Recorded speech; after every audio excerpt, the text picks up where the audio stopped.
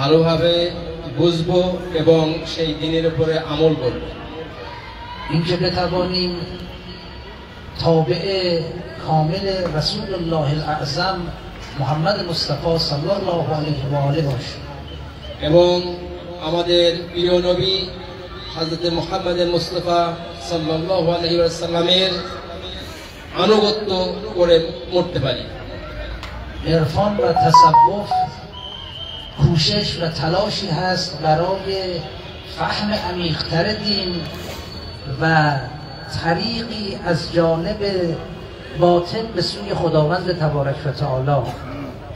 ইরফান মারিফাত এবং তাসাব্বুফ হচ্ছে এমন একটি পথ যে পথে প্রচেষ্টার মাধ্যমে মানুষ তার বাতেন থেকে আল্লাহর সান্নিধ্য লাভ করতে পারে। علم و آگاهی به پوسته دین در واقع تکاپو نمی کرد بعضی از مردان الهی را. দিনের বাহ্যিক জ্ঞান অনেক মহান ব্যক্তিরা সেটা নিয়ে পরিতুষ্ট ছিলেন না। اونها میخواستن به عمق دین دست پیدا بکنن.